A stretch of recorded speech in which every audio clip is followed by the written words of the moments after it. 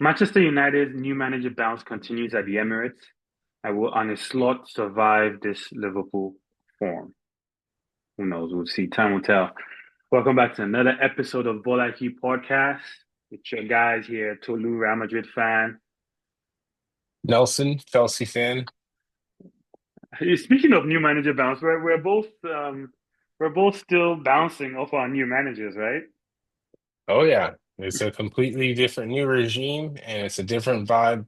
And the new manager bounce is still alive and well. It's still a thing. Here to Still a report. thing.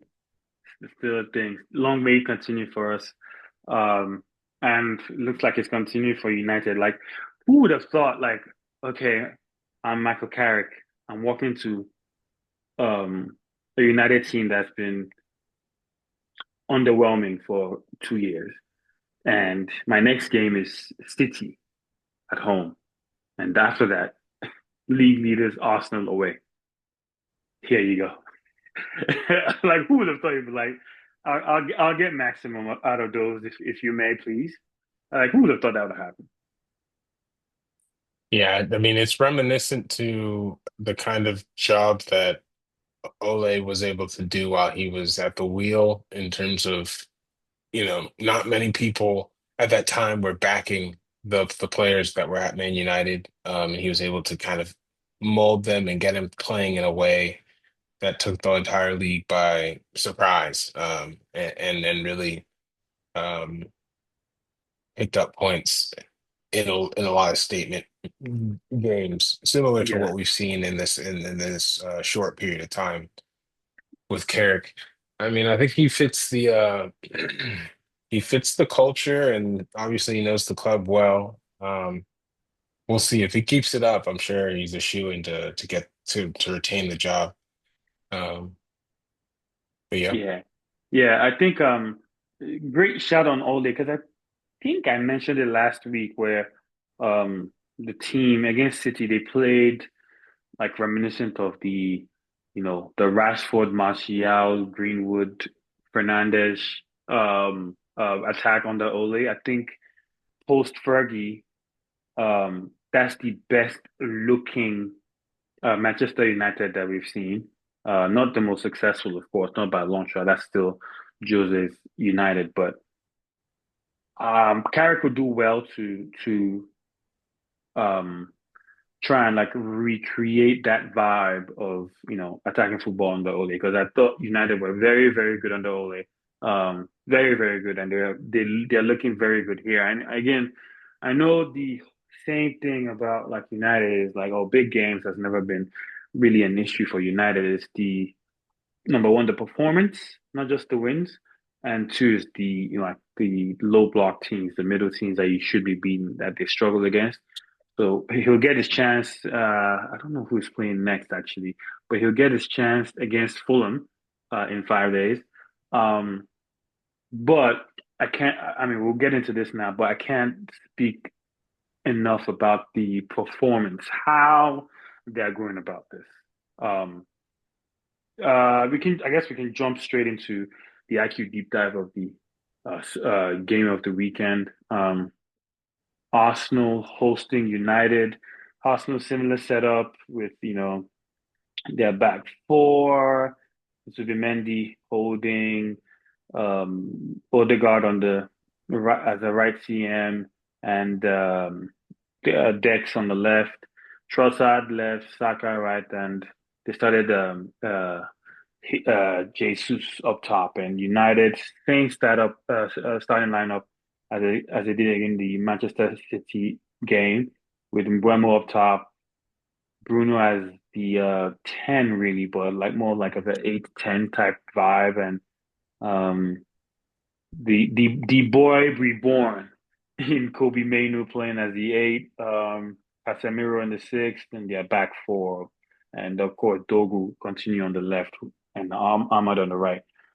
Um, United again, like same thing where they're very, very compact without the ball, like limited spaces in between the lines, very disciplined, and then when they break or when they are with the ball, they do the the modern thing of like pushing the wingers and the fullbacks up, and having Casemiro sit with the two defenders to build like this, and then trying to find line breaking passes to find Bruno in pockets, or to Mainu sometimes comes deep to try and like beat the first pass from the defenders or from Casemiro to find Bruno again, and so on and so forth. So, I mean, if you think about apart from the error, a lot of the other two goals came from combinations on the left, and I mentioned it last week about the City game.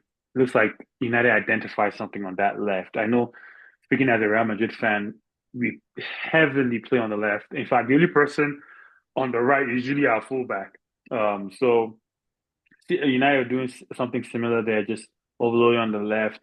Cunha's goal came in from the left. He came in when I think Dogu left. If I'm not mistaken, I can check. But when Dogu left, he went into the left position and Sesko went up top. Um, and again, both scorers came from the left and find pockets of space because of the overload to shoot from outside. Um, like I was saying, United compact without the ball. They break like aggressively, and there's a little freedom and rotation going forward. Arsenal were a little too rigid. Again, Arsenal they have I don't know. It's it's I don't know why you would spend that much money on Eze and not playing starting in a game like this. I don't get it. I don't get why you don't play Eze. I mean, everybody else I understand. Trossard I understand. Um, Madueke came on and provided a spark, but Eze not playing in a game of this caliber is just I don't know. I don't know what you think about that. I think looking at the timing of the substitutions and the size of the substitutions that were made, it's an indictment of Arteta maybe getting it a little bit wrong. Knowing that he got it a bit wrong as well in terms of the lineup. Um, Eze's obviously a spark when he plays. To see him omitted does not make much sense to me either. There's a lot of players that have been underwhelming as of late at Arsenal that were included, um, you know, above him or in front of him rather. I know Trossard and Madueke are kind of two players that are kind of struggling for form in a number of ways. So, uh, you know, interesting to see him completely amended. Yeah, it's I don't know. I think he's still. I can't hate on it because I understand it to some extent. I mean, we've seen pragmatic coaches before. He's not the first. And we've seen pragmatic coaches be successful. Um, but it's just I don't know. I'm just as pragmatic as you are. Me personally, as a fan, and how I watch the game. If you can't find a way to put all your best players on the field, I start to like figure out why. Like you're being too safe. Like if you're just being too safe. I mean, um, granted, it's just three spots, right? So it's Declan Rice is a shoe-in, really. Like Zubimendi, to be fair, is also a shoe-in. Odegaard is like, he came back from injury late, so it's like, but it's a captain, so I understand. Trossard is not kind of unfair for him to come out based on his form, but you can make an argument that Eze can come in there. So, like, it's not a crazy decision to not start Eze, but at the same time, like, I don't know. It's just okay, let me ask you this. Front five of Saka, Jesus to start, or Gyökeres, whoever. Trossard, um, Declan Rice, Odegaard, Zubimendi. Who sits for Eze for you? It's Trossard for me. Yeah. I mean, I figured it was an easy decision, but like with Trossard's form, though, that I guess now that I think about it, maybe I'm becoming less critical of Arteta as to like how do you fit in Eze into this squad, but I don't know.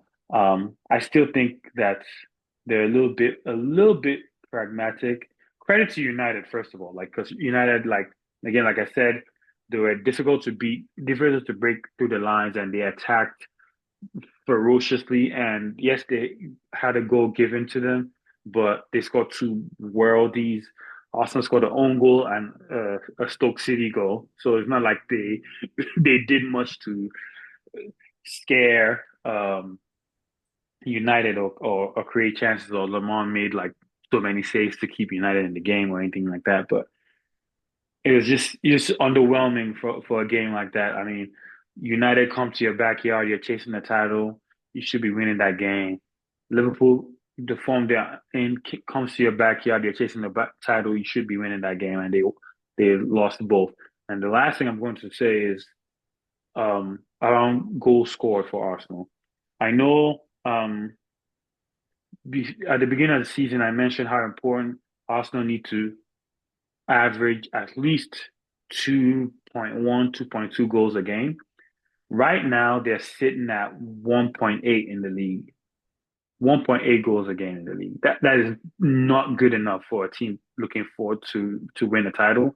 The top goal scorer in the league is Gyökeres with 5 goals, Trossard with 5 goals, hence why maybe he's undroppable right now.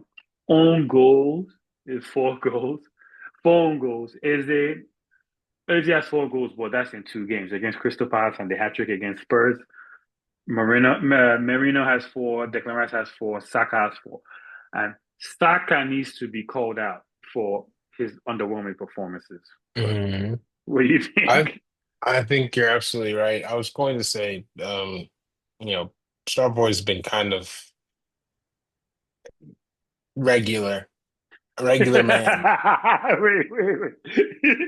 Stop always being regular, is what you a said. regular man. That's what he's looking like. And in terms of Trossard, yes, he's been in good form.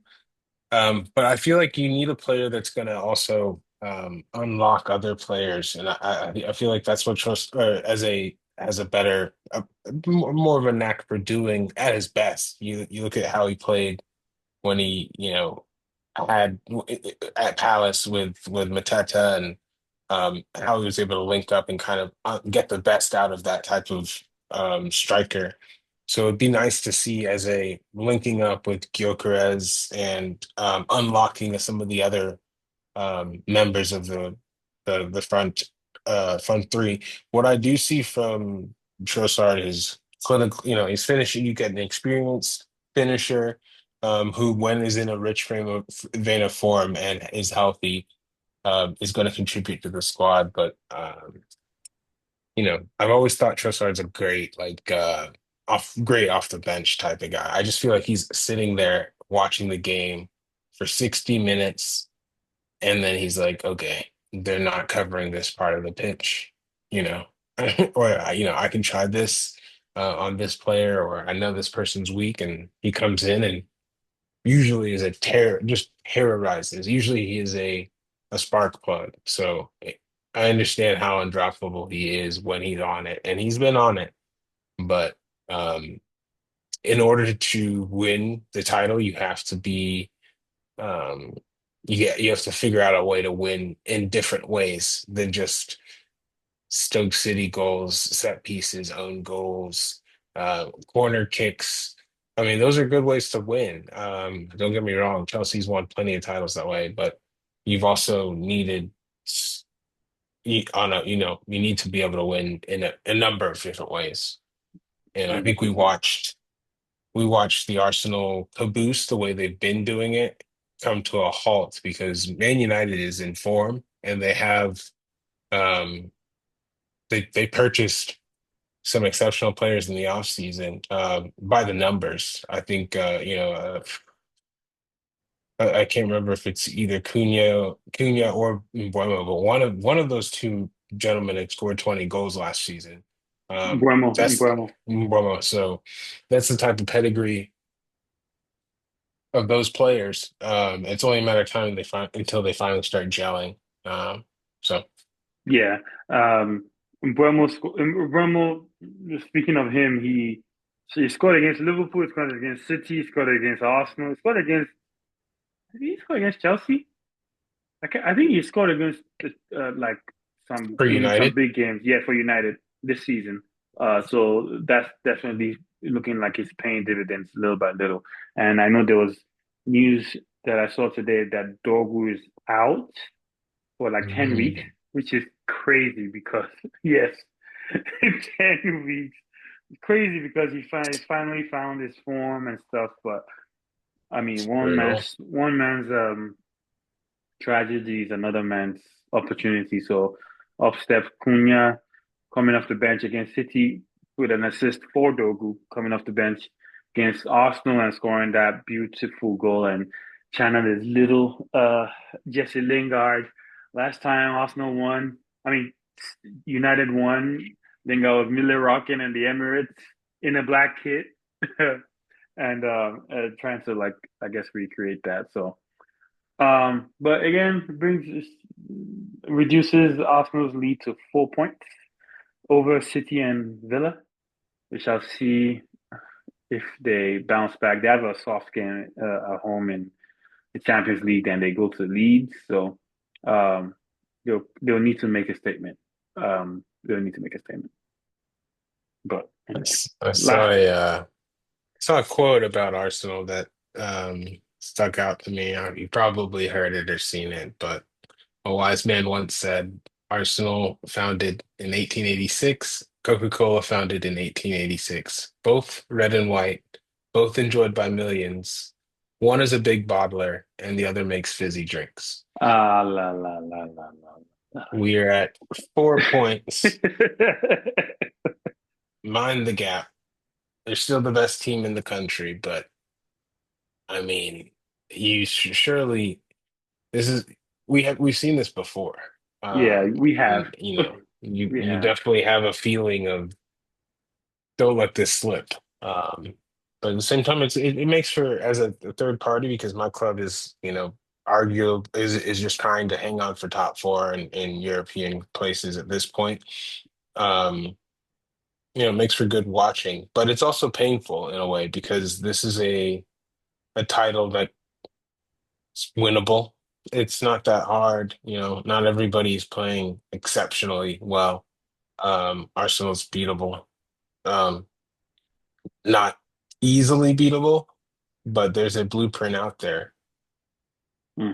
Yeah. I was mentioning the goals. They're currently at 1.8 goals a game in the Premier League this season. Just to give you an example, even though Champions League is fewer games thus far, and I mean they played Inter, they played some big teams, Atletico, but their Champions League goals per game ratio is 2.6. They need to be maybe not 2.6 because it's the Prem, but like 2.2, 2.3 a game, especially from now on, they need to be ruthless in terms of like scoring goals. So um, that's the only way they can overcome this. And I mean, I worry for them a little bit because looking through the squad, Gabby Jesus is anyone who has experience in seeing stuff like this through. And to what you're saying, if it goes like 27 games in, 28 games in. God bless them. They draw, and it's not like 3 points, 2 points. City have some, they have some know-how in that team, and they might be like, you know what, these ones are not serious. Let me hold that real quick. So we'll see. We'll see. Any last thoughts you want to share before we move on? No, we can move on. You nailed it. I think, City is always waiting in the wings, and they know how to. It would just be like autopilot for them. February, March, pull away, just Yeah, win, win, win, win. Oh, Burnley, win. Oh, full, Fulham win, Nottingham, full, win. Bournemouth Full, win. Nottingham Forest, win. Like, so. But at the same time.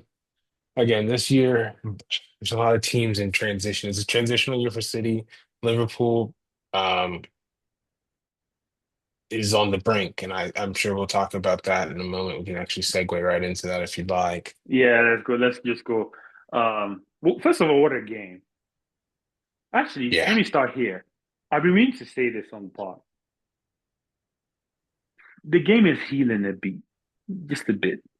The reason why I say that is long throws is now a thing in England, not in Spain. We don't care about that, but in England, long throw is now a thing. You see that all that experiment of like kick off to the side, to all that, all that then lasted 2 minutes, and Hmm. now people are going back to the roots of the game. So I love that for the game, but that Liverpool Bournemouth game was a game. Where do you even want to start from? Like, do you want to start from Van Dijk's drop off? Do you want to start from the thing that you noticed of the substitutions when Gomez got hurt? Where do you pick? Where do you want to start? I can just imagine there's a lot to pick apart from this game. Let's also give credit to Bournemouth and how they played. There were some exceptional goals scored.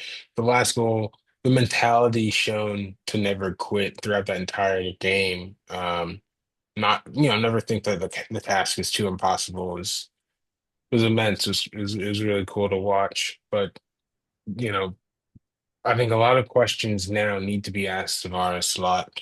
Um, his control over the team, player power versus manager power at Liverpool, which is a question that has not been asked in the last in my lifetime, really. I don't think it's never no player is bigger than the club. And everybody falls in line with the manager. There's a couple of bust ups from time to time, sure. But the by and large, the club backs the manager and the players fall in line. Um, Correct. and what we're seeing now, especially in this game, are some some some evidence to like a slip, like a change in that power dynamic at the club, where these players are not really listening to Slot. He doesn't have as much authority as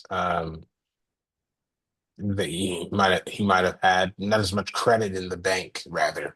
Um, And when that kind of happens, when a coach loses the locker room, as they say, um, he's never long for this world. So I think it's a pretty big game in terms of the way that the fan base feels about the future and Mm, under Slaughter. mm. Um, you mentioned you were talking there, and I'm like, oh gosh, could it be the moment he lost the locker room is how he handled the Salah thing? Did he impose himself enough, or did he impose himself too much?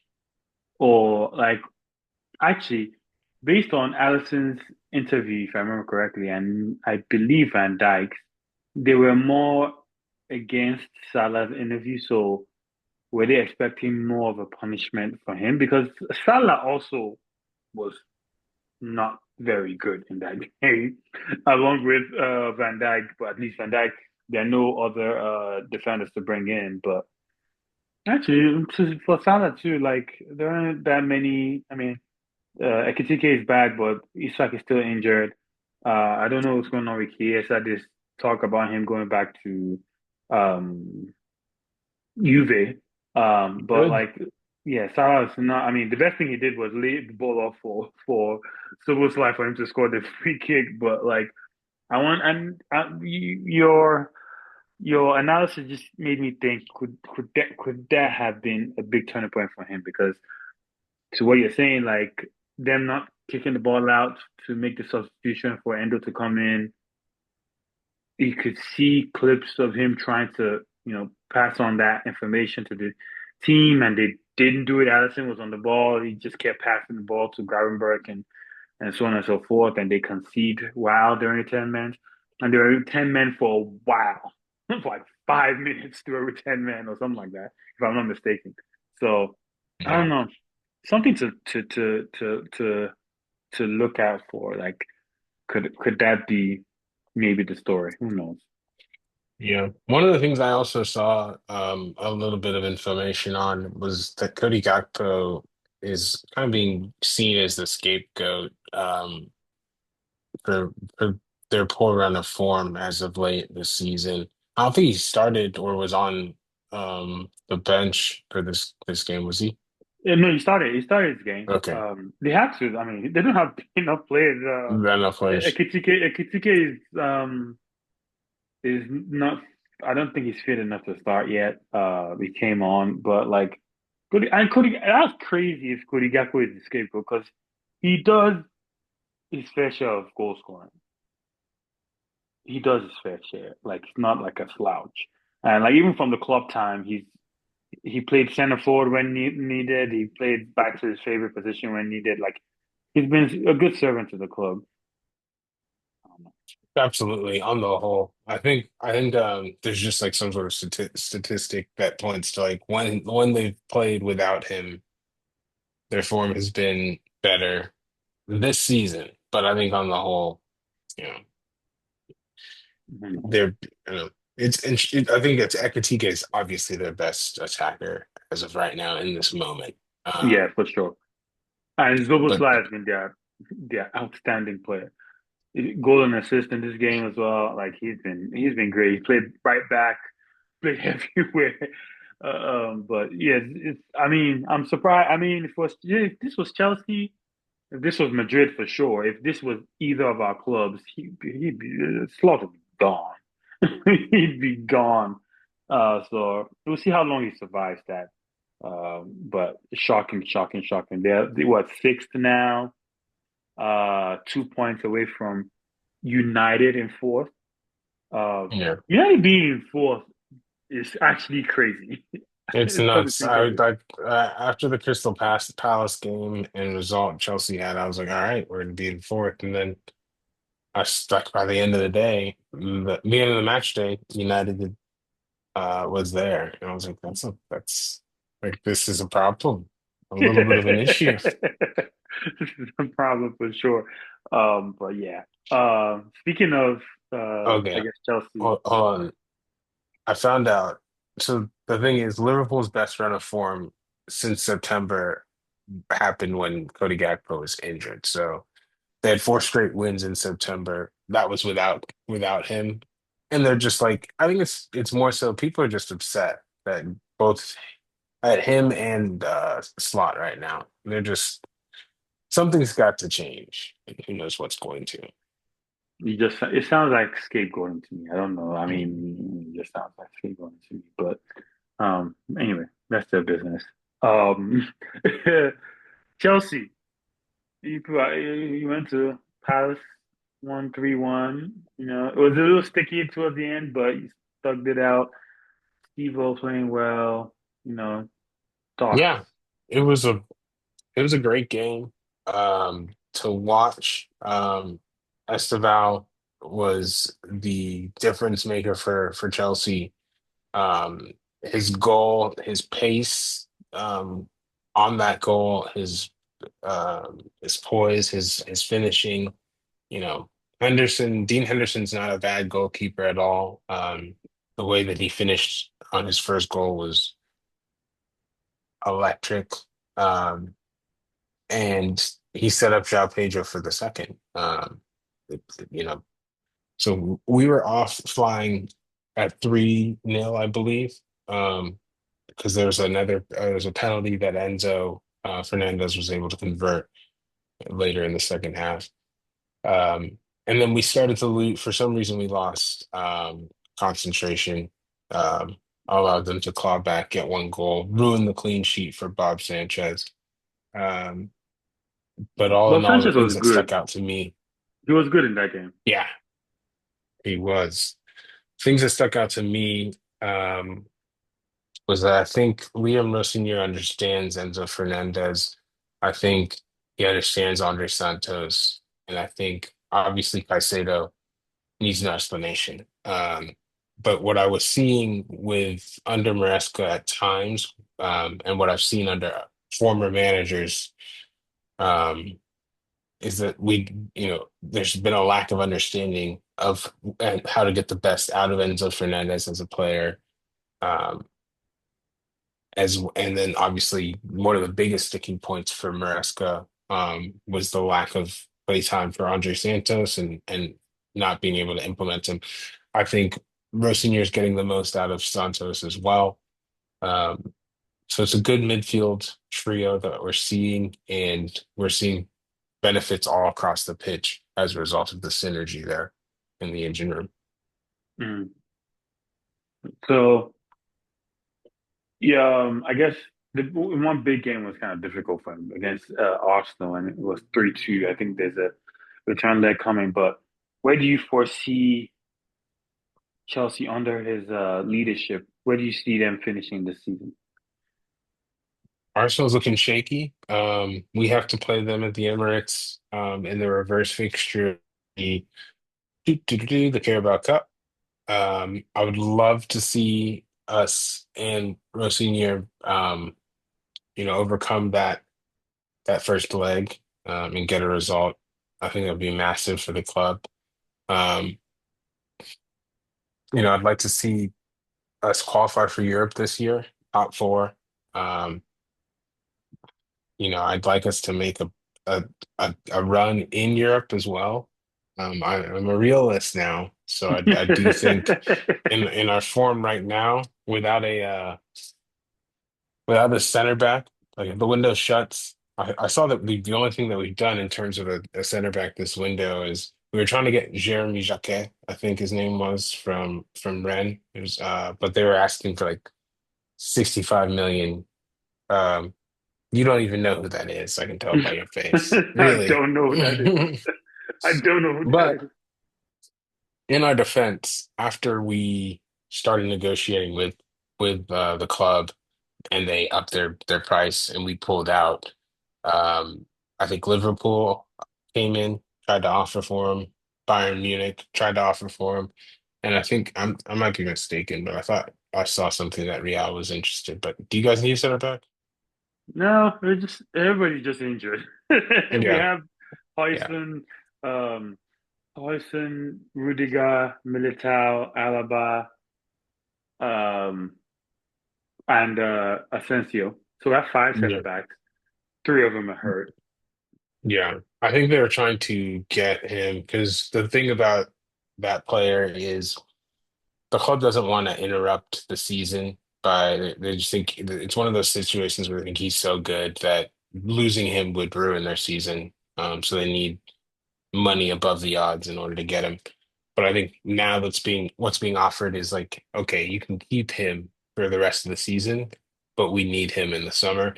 Chelsea's not really in a position to do that. We need you now.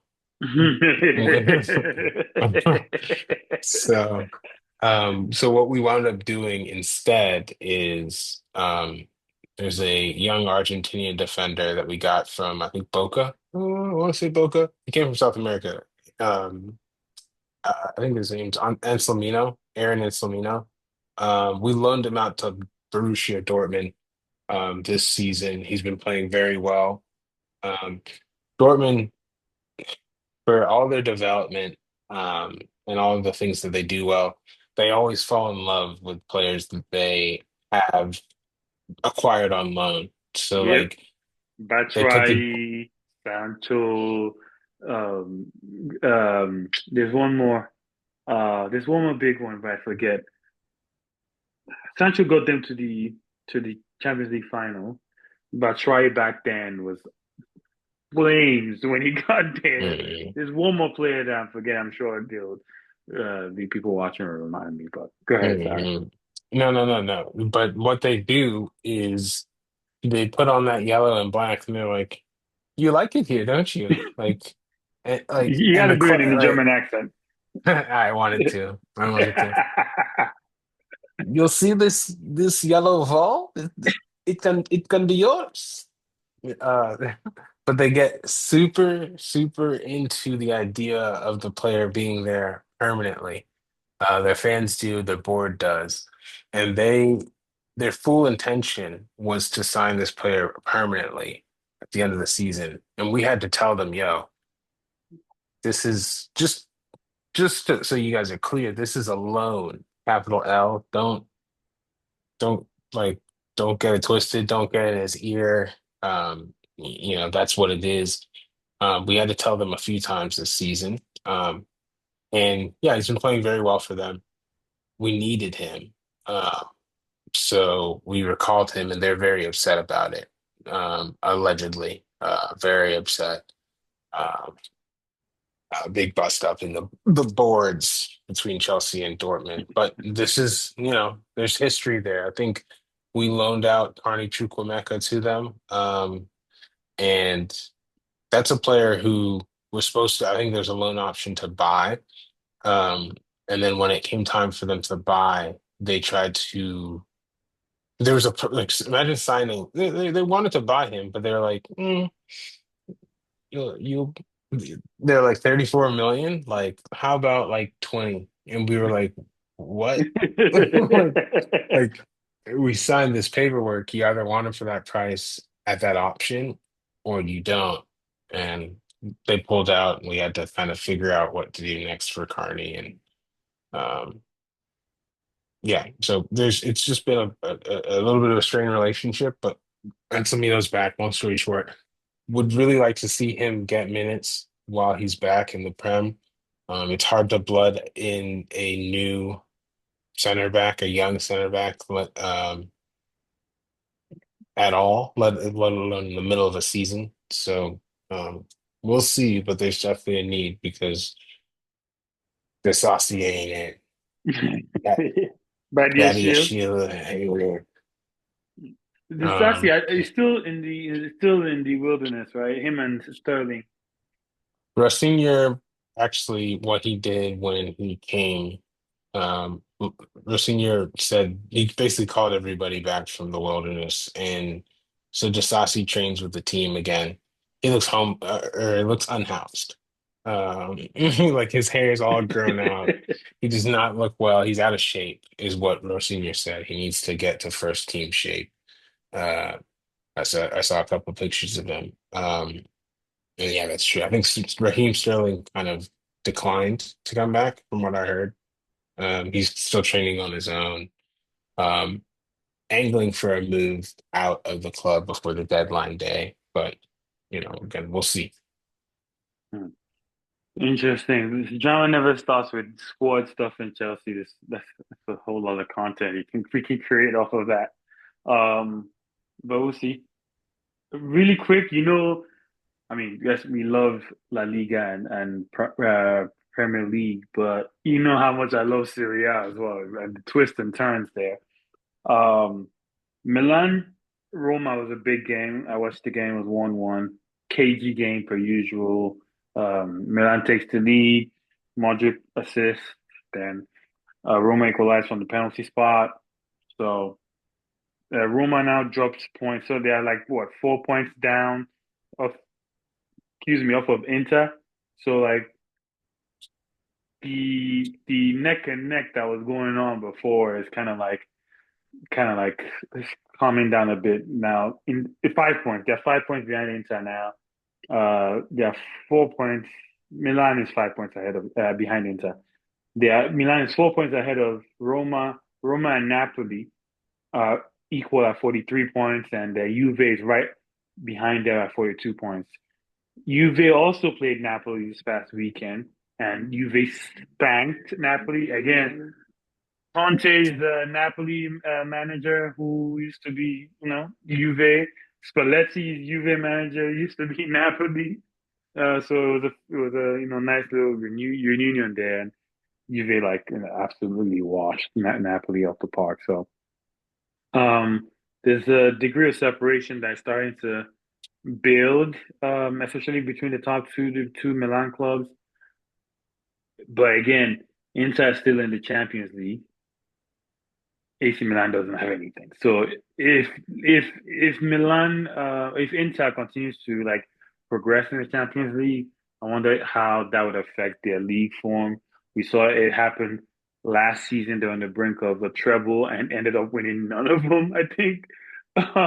So we'll see. We'll see. And in the Champions League, Inter is 14th in the top 24. So they are going to be in the playoffs for sure. So that's an extra game, by the way, if you're in the playoffs. So we'll see what that does to the league. But Serie A is still I still keep an eye on that league for sure. In Spain, Barcelona beat bottom of the table, Oviedo. It took them a while to break the deadlock there, but they eventually got the job done. Madrid, new manager bounce continues away at Villarreal, third of the table. Mbappe, 2 goals, win. Performance was decent, but the win even more decent. But during that game, Villarreal has Papa Gay on their books. He scored the winning goal for Senegal, and he started, so they honored him. And in true drama fashion, the production media team just panned straight to Diaz, who's on the bench of Madrid. Of Madrid. I'm like, come on, man, it's okay, it's enough, it's enough, it's enough. But it was a good game for us. So it was again. I mean, Villarreal did create some chances, so we did have some scares, but all in all, it was a good game. Madrid continued their winning form, but when I saw that Papa Gay, Brahim stuff, and oh, by the way, Mbappe scored a penalty. He Panenka the penalty and talking about some that was for Brahim. I'm like, nah, bro, don't do that. Don't remind me of my trauma. But it all made me miss AFCON. I'm not gonna lie to you. I miss AFCON. Yeah, I mean, I saw something. They said that the AFCON 2026 will be a movie someday. They'll adapt it into a screenplay because Yeah, AFCON. it was full of twists and turns. Yeah, AFCON 2026. Thankfully, we have another one next year or this year or whatever it is in like 12 months. So can't wait for that. Can't wait for that for sure. But yeah, those are the roundups. I know. Before I go to upcoming fixtures, player of the week. Um, in England, nobody really like. I mean, Steve Wood had a good game. Bruno was pretty decent. Dogu was pretty decent, but like nobody really shouted out at me. Maybe you could give me some names from England, from the Premiership. But we're speaking about loans earlier, and I was like, that boy Endrick is still killing stuff in Lyon. Scored a hat trick, and over the weekend, he has like 5 new celebrations with 5 new teammates. Like things are going, like he's just breezing through that league, man. Like I don't know if you saw his hat trick. I saw it, and you can give it to Hendrick. That's fine. I'll give that to you. But Esteban special. What we're seeing No, no, is no, no, no, no. special. Esteban is a special player. Don't get me wrong. I mean, when Rafinha was out, I was almost saying like, yo, Rafinha has to come back and be Rafinha to take that right wing spot from Esteva in the Brazil national team. But unlucky for Esteva, Rafinha came back and he's still Rafinha. But Right. Esteva is like right, I think is the next person. Esteva like first of all bounced Anthony out, like just bounced him out. So Esteva is definitely a special talent. Don't get me wrong. I'm just talking about this week. I felt like Mbappe still, I mean, still played very well against, 2 goals. He's going to do his thing. But Hendrick's going to Hattie, not in a small game. It was a pretty decent sized game. So I was like, maybe you can give him Yeah. rated 10 total score. I mean, Steve-O had a goal and assist, but a hat trick is something to you don't see every day. And Yeah, the way that he's playing, the way that he executed the hat trick was cold. Um, yeah, and I think the whole footballing world enjoys watching a player like that actually yeah, start to play the way that we all were promised. yeah, Um, One thing I do think that kind of is noteworthy about Estival, and one of the things that I know that you asked me a moment ago about where do you think we're going to land for the season. yeah. Um, and like one of the news articles that has kind of been circulating internally about the club is the management of Cole Talent. Palmer's growing injury. Um, right now he has the same kind of um like sports hernia that I think Leo Messi has had. I think Yamin Lamal had a occurrence of this issue and had to get surgery. They've said that ever since that surgery, he hasn't been as explosive or he's lost a step. It's not something that you can get kind of healed. You just have to live with it. And it's I think Cole Palmer made the decision. Him and the Chelsea medical team made the decision at the beginning of the season not to get surgery, to kind of thug it out and manage it. Obviously, because this is a World Cup, Yeah. the season right before World Cup, he wanted to play himself into form, play himself into a position. But ultimately, it's costed him the season. And I'm worried about his long-term future. I'm worried about this season, and I think we will ultimately go. The two things will decide our season. If we can get a center back that's going to be more serviceable than the ones that we have on roster right now, and if we can get the best out of if Esteval can replace the spark that we're lacking right now with I mean a Cole Palmer size hole in a roster is massive, um, and that's what we're kind of pretending isn't an issue for us. So Mm. yeah, just wanted to talk about that and the fact that that Cole Palmer injury is not is no small thing. Mm. It's been a story since the beginning of the season, and we're here in January, end of January. Yeah. Still haven't seen the best of him. It reminds me of last year for like 2 years almost. Jude was playing with that shoulder thing, and he finally did surgery this summer. Benzema till tomorrow still has needs a surgery on his hand, and he just Yeah, refuses to do it. So it'll be interesting to see how he deals with overcomes it this World Cup year. If he does all this and doesn't make the World Cup squad, you just be like, why did yeah. I mean, realistically, he needs to be shut down. Like I hate to say it, and it's almost like blasphemy to say it, but he needs to be shut down now. He needs to get the surgery that he needs, and he needs to focus on recovery. Um, for the World Cup. It's hard to say that Tuchel will go off of just like proof of concept with him. Like, who knows what type of form you're in after that type of recovery. I haven't seen you play in the Prem in X amount of months type of thing. And But the other like Bowen is waiting on the wings, by the way, still scoring. yeah, it's not, there's plenty of attackers that can make the England 11 and the bench and the reserve. So, um, yeah, it's regrettable to see, but yeah, sorry to go off on that tangent about Yeah, Esteban Cole, but it's just one thing I wanted to mention. yeah, for sure.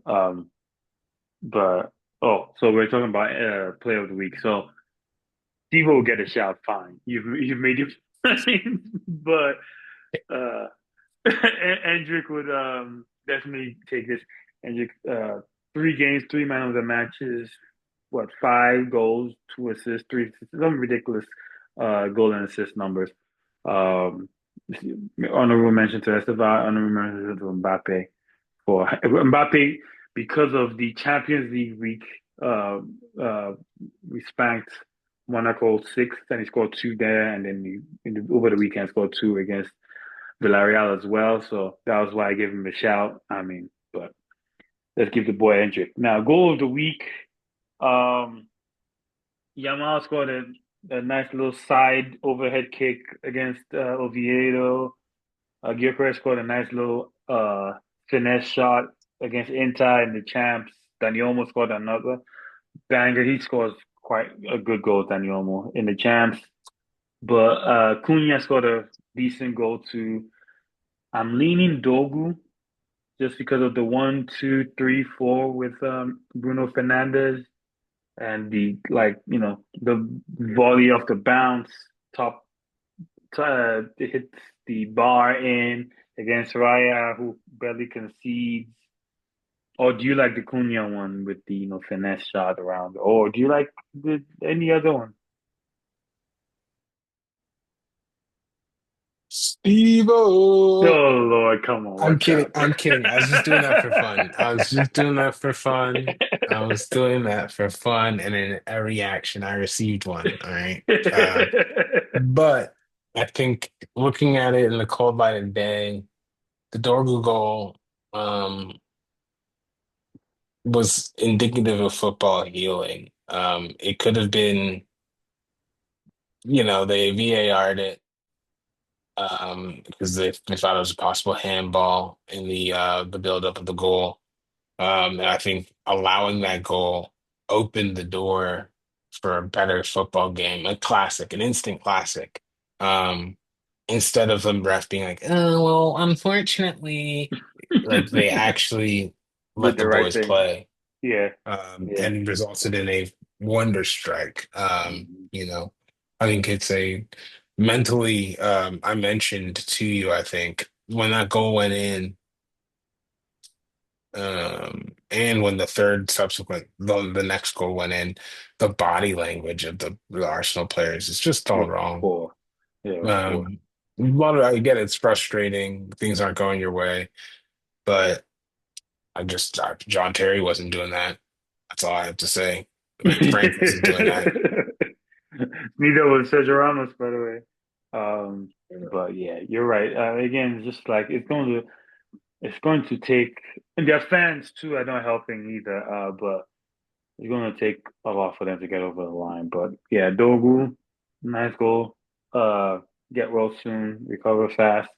Shout out to Cunha too, though, because that Cunha goal is kind of like was nasty too. The again the combination play of between Sesko and Fernandez and um, Mainu to just overguarding that left hand side and Cunha coming in from the left to find that pocket of space with Nose Zubimendi in there and curls around Gabriel deserves a shout. And I'm sure now with Dogu hurt, Cunha has to come in from the left and play with either Brian Buemo and Ahmad as a front three. So we'll see how they line up against Fulham.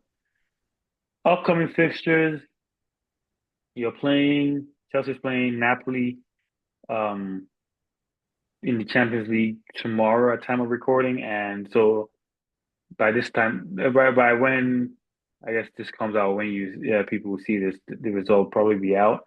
PSG is playing Newcastle. Then in the weekend, uh, City is going to Tottenham. Now, we know City Tottenham is always always a classic game.